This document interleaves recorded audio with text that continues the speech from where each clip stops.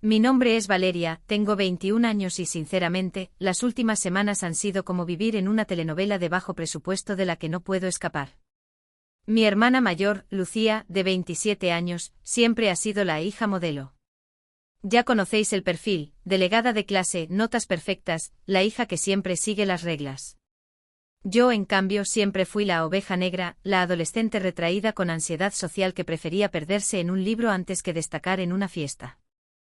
Mis padres son los típicos residentes conservadores de un barrio acomodado en las afueras de Madrid.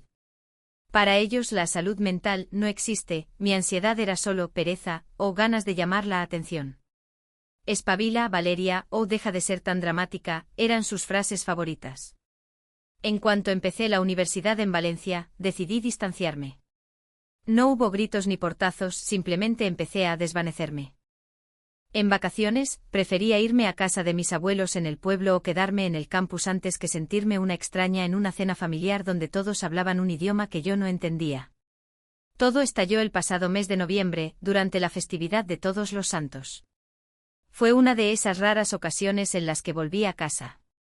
Lucía trajo a su prometido, Mateo. Llevaban juntos varios años y la boda era inminente. Mateo es un tipo estupendo, educado, tranquilo y muy centrado. Y ahí ocurrió algo insólito, por primera vez en esa casa, alguien me vio de verdad. Mateo no se limitó a saludarme con la cabeza. Se sentó a mi lado y me preguntó genuinamente por mis estudios, mis viajes y mis intereses. Hablábamos de cosas banales, el trabajo, vídeos de risa, anécdotas, pero para mi familia, acostumbrada a ignorar mi existencia, aquello parecía alta traición. Podía sentir la mirada gélida de Lucía clavada en mí toda la noche. Más tarde, a solas en la cocina, me acorraló. Su cara estaba desencajada por la rabia. Sé perfectamente lo que estás haciendo, Valeria, me siseó. Siempre me has tenido envidia y ahora intentas quitarme a mi hombre. Ni se te ocurra volver a acercarte a él. En ese momento me reí, era tan absurdo que pensé que era una broma pesada o un ataque de inseguridad pasajero. Pero Lucía no bromeaba. Desde aquel día, el ambiente en casa se volvió asfixiante. Mis padres me miraban con sospecha.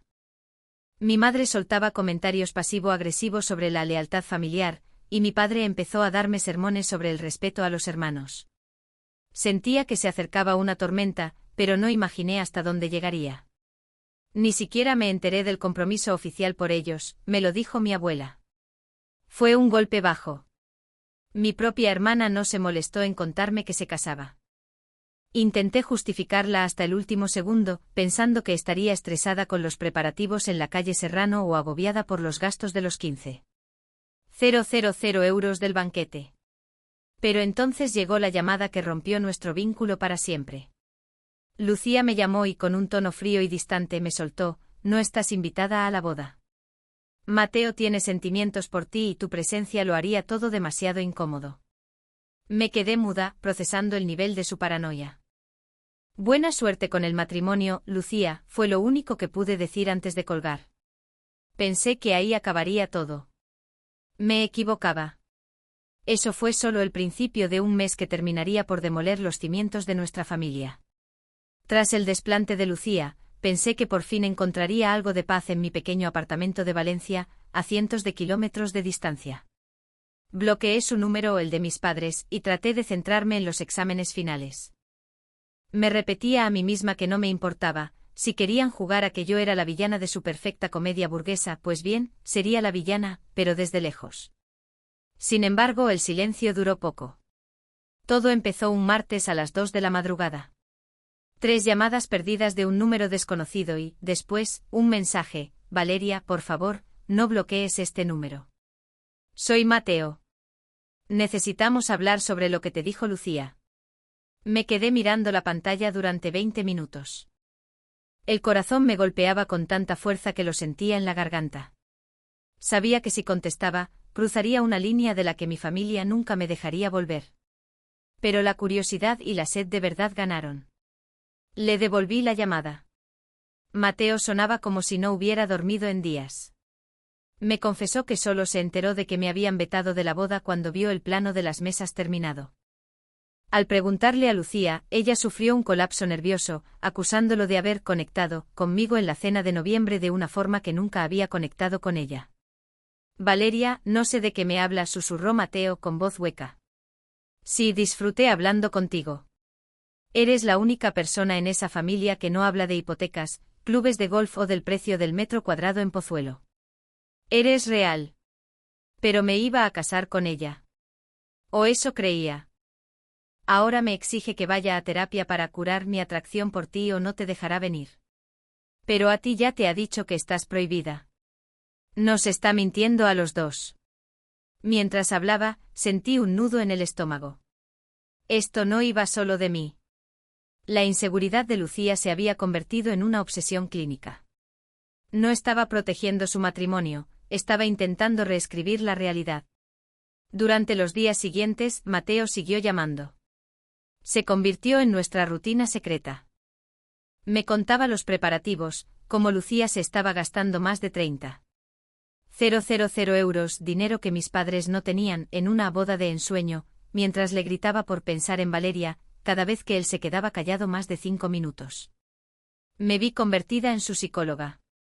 Era una dinámica retorcida, yo era la hermana prohibida, la que supuestamente estaba destruyendo su relación, y sin embargo, era la única persona con la que Mateo podía desahogarse.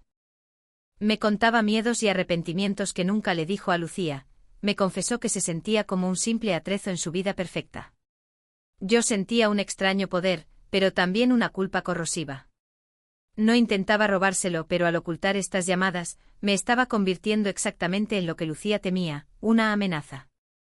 Mientras tanto, mis padres iniciaron su propia guerra psicológica. Mi madre me enviaba correos inspiradores sobre el perdón y la santidad del vínculo entre hermanas, olvidando convenientemente que ella apoyó mi expulsión de la boda. Empezaron a enviarme transferencias por Bizum, 40 euros por aquí, 90 euros por allá, con conceptos como para una cena rica, o pensando en ti. Parecían sobornos. Era como si pagaran por mi silencio mientras ayudaban a Lucía a organizar una boda que se caía a pedazos entre bastidores. A mediados de la segunda semana de diciembre, la tensión era insoportable. Estaba suspendiendo las clases y no podía comer. Cada vez que el móvil vibraba, saltaba del susto. Mateo estaba perdiendo el control, Lucía cada vez era más errática y mis padres fingían que todo era maravilloso mientras los cimientos se agrietaban. Una noche Mateo me envió la foto de una nota manuscrita que encontró en la mesilla de Lucía. Era una lista de reglas para el marido. Mi nombre aparecía 12 veces. Regla número 1, cero contacto con Valeria, ni siquiera a través de los suegros. Regla número 4, redes sociales compartidas para asegurar que no se busca el perfil de Valeria. Ya no era amor, era una condena de cárcel. Y lo peor es que Mateo se estaba dando cuenta de que el problema no eran los sentimientos que Lucía decía que él tenía por mí. El problema era que no conocía a la mujer con la que iba a casarse. Y yo era la que sostenía la cerilla que podía prenderle fuego a todo. Lo que empezó como una disputa familiar se convirtió en una auténtica pesadilla un martes por la tarde, justo 2 semanas y media después de que empezara esta locura. Yo estaba en mi habitación de la residencia en Valencia, intentando concentrarme en un trabajo de la facultad, cuando oí unos golpes frenéticos en la puerta. Al abrir, no vi a mis padres, vi a 2 desconocidos. Mi madre tenía los ojos inyectados en sangre y mi padre parecía al borde de un infarto. Entraron a la fuerza y cerraron la puerta tras de sí. Dame el móvil, Valeria, dijo mi padre con una voz que temblaba entre la rabia y la desesperación. Ahora mismo. Al parecer, Lucía había revisado el historial de llamadas de Mateo mientras él se duchaba. No encontró mucho porque hablábamos por aplicaciones con mensajes temporales, pero vio lo suficiente, la duración de las llamadas y que eran de madrugada. Lucía llevaba 6 horas gritando a mis padres, amenazando con cancelar la boda de los 30.000 euros y con acabar con todo, si no me controlaban. Les convenció de que yo estaba usando tácticas manipuladoras para seducir a Mateo desde la distancia, haciéndome la víctima para meterme en su cabeza. No tenéis derecho a estar aquí, les dije, aunque me temblaban las manos. Tengo 21 años. Salid de mi habitación. Pero no se movieron. Mi madre se desplomó en mi cama, llorando a gritos porque yo estaba arruinando su única oportunidad de ver a una hija feliz. Lo dijo así, como si mi felicidad no existiera. Me soltaron el ultimátum: o les entregaba el teléfono y firmaba una disculpa pública para que Lucía la subiera a Instagram y limpiara su imagen, o dejaban de pagar mi matrícula y el seguro del coche de inmediato. Era un chantaje puro y duro. En ese momento mi móvil vibró sobre el escritorio. En la pantalla apareció el nombre, Mateo. Mi padre lo agarró antes que yo. La mirada de asco que me lanzó nunca la olvidaré. «¿De verdad eres una destructora de hogares, susurró. Ni siquiera contestó, sujetaba el aparato como si fuera basura. Algo dentro de mí se rompió. La chica que se escondía en su cuarto a llorar desapareció. Comprendí que mis padres no me querían a mí, querían la foto de una familia perfecta, y yo solo era un fallo en el sistema. Agarré mi portátil, mis llaves y mi chaqueta. Quedaos con el móvil. Quedaos con el dinero de la carrera. Quedaos con el coche. He terminado, dije con una voz gélida. Salí de allí dejándolos con mi teléfono desbloqueado y mi vida destrozada. Pasé la noche en la biblioteca de la universidad, mirando una pantalla, dándome cuenta de que no tenía dinero, ni transporte ni a dónde ir. Pero el horror no terminó ahí. Cerca de medianoche revisé mi correo en un ordenador público. Mateo me había enviado un mensaje desesperado. Se había ido de casa. Me contó que cuando Lucía vio las llamadas, no solo gritó, se puso violenta. Le lanzó un jarrón de cristal pesado que casi le da en la cabeza y empezó a destrozar los regalos de boda. Mateo se había refugiado en un hostal de carretera, aterrorizado.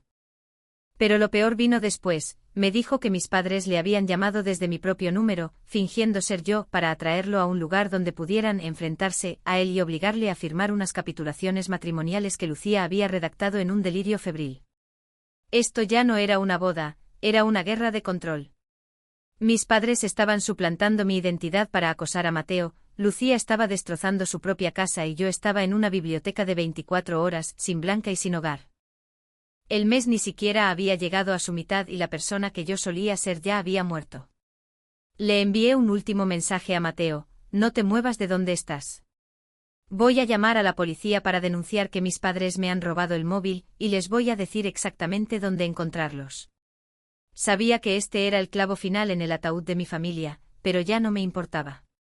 Solo quería ver cómo todo ardía hasta los cimientos.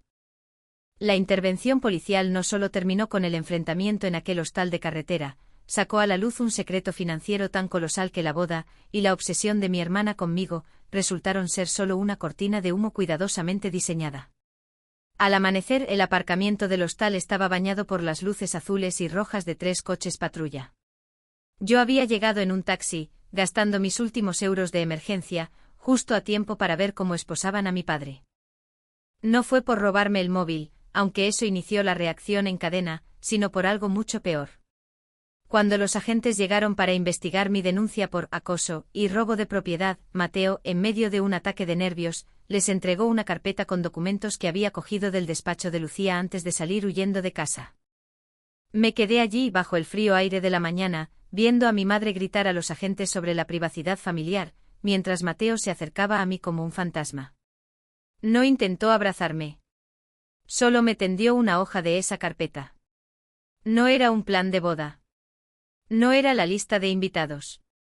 Era una solicitud de préstamo por casi 140.000 euros pedida a mi nombre con la firma de mi padre como testigo y mi letra falsificada. Me quedé sin aire.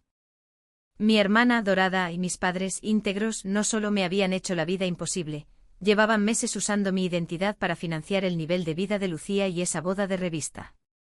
La razón por la que estaban tan desesperados por alejarme de Mateo, y por la que querían que firmara aquella disculpa, y entregara mi móvil, era para evitar que descubriera el rastro digital de la deuda que estaban acumulando sobre mi futuro. La ansiedad de la que se burlaban era la cobertura perfecta, pensaban que yo era demasiado inestable para revisar mi historial crediticio o darme cuenta de lo que pasaba. Me dijo que era tu herencia, susurró Mateo con la voz rota. Dijo que no estabas bien y que la familia gestionaba el dinero por tu propia seguridad. La creí, Valeria. De verdad pensé que les ayudaba a protegerte. El dilema moral me golpeó como un impacto físico. El sargento de la Guardia Civil se acercó preguntando si quería presentar cargos por usurpación de identidad y estafa. Si decía que sí, mi padre iría a la cárcel y la reputación de Lucía, lo único que ella valoraba de verdad, se evaporaría. Mi madre se puso de rodillas sobre la grava, suplicándome que pensara en la familia, y prometiendo que lo devolverían todo si decía a la policía que fue un malentendido. Pero entonces llegó el giro final. Al mirar los papeles, me fijé en una fecha. El préstamo más grande se había pedido hacía solo 3 días, después de que Lucía ya me hubiera prohibido ir a la boda. No solo robaba para pagar una fiesta, se estaba preparando para huir. Había un segundo fajo de papeles, 2 billetes de solo ida a Suiza, pero el segundo nombre no era el de Mateo. Era el de un socio de negocios de mi padre. Miré a Mateo que seguía allí, ajeno al hecho de que su novia planeaba dejarlo plantado en el altar tras vaciar mi crédito y sus ahorros. Tenía una elección: callarme, dejar que la boda ocurriera y ver a mi hermana desaparecer con el dinero mientras yo me ahogaba en deudas, o revelar la traición final y ver a toda mi familia saltar por los aires allí mismo. Miré a mi madre a los ojos, la mujer que hacía unas horas me había llamado destructora de hogares, y comprendí que la oveja negra era la única que siempre había sido honesta. Me giré hacia el oficial, con la mano temblando mientras sostenía la prueba de la traición definitiva. Estaba a punto de pronunciar las palabras que cambiarían nuestras vidas para siempre cuando el móvil de Mateo vibró. Era un mensaje de Lucía. Vi la previsualización en la pantalla: el vestido está listo y la transferencia bancaria ha llegado. No llegues tarde al ensayo, cariño. Amo nuestra vida. Me quedé allí en aquel aparcamiento de grava, y comprendí que el vínculo familiar, por el que tanto había sufrido era, en realidad, una soga al cuello. Así que hice lo único que nunca esperaron: presenté la denuncia y me alejé mientras las sirenas aún gritaban en la noche. En el momento en que miré al oficial a los ojos y dije, sí, quiero presentar cargos, la atmósfera dejó de ser un drama familiar para convertirse en la escena de un crimen. Los ruegos de mi madre se transformaron en un grito gutural de traición. Me llamó monstruo. Me dijo que estaba muerta para ellos. Pero por primera vez en 21 años, sus palabras no me dolieron, se sintieron como una liberación. Mi padre fue escoltado hacia un coche patrulla con la cabeza baja, despojado finalmente de esa dignidad de clase media alta que había usado como escudo para sus delitos. No me detuve ahí. Me acerqué a Mateo y le entregué los documentos de los billetes a Suiza con el nombre del otro hombre. Vi cómo el color desaparecía de su rostro al darse cuenta de que la mujer que amaba no solo había incriminado a su cuñada, sino que planeaba dejarlo entre las ruinas de una vida en quiebra en cuanto terminara el sí quiero. Mateo no lloró. Simplemente se sentó en el bordillo y se quedó mirando al suelo, un hombre roto que había sido un peón en un juego que ni siquiera sabía que se estaba jugando. Las siguientes 48 horas fueron un torbellino.